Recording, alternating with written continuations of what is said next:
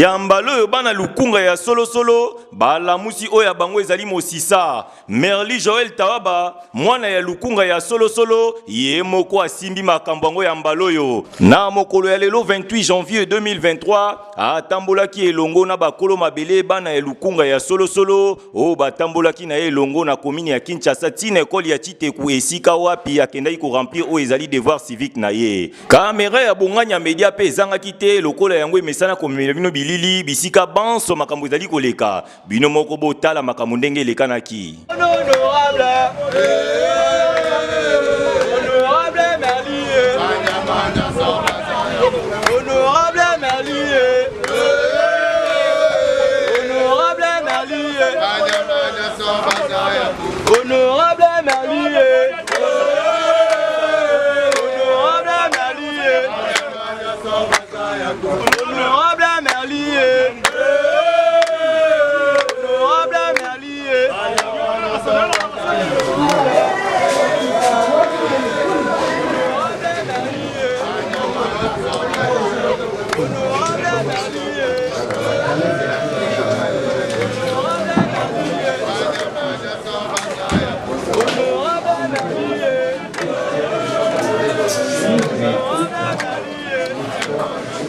Voilà, ranger ça.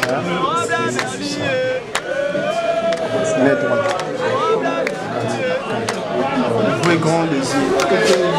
Ok, on peut arranger. Et c'est fait.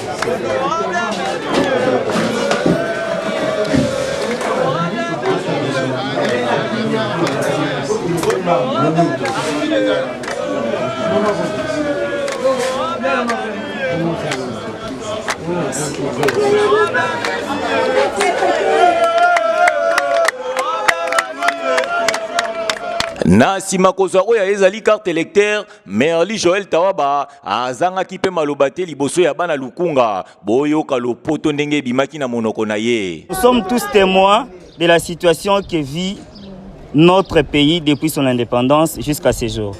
L'avenir du président Félix Tshisekedi à la tête de notre pays, c'était vraiment un espoir pour la jeunesse. Et Félix Tshisekedi comme président, il a tout fait. Nous sommes là comme des témoins pour voir tout ce qu'il est en train de faire dans notre pays. Mais désolé, hélas, qu'il a été mal accompagné. Et nous, la jeunesse, toye pour tous ba carte, tous s'enrôler pour un moment ya vote, tous si la collègue a sanctionné ba oyo ba sali malamote pour topé sa président de la République nzela ya kobongisa mboka oyo. Bisonde jeunesse, bisonde pouvoir. Ndenge biso tolobaka un jeune égale à une solution. Donc bisonde nde toza awa toza solution mboka oyo. Yango toye ko s'enrôler pour na prochaines élections to changer to pesa ba solution pour RDC et avancer pe ebonga. Merci beaucoup. Wow.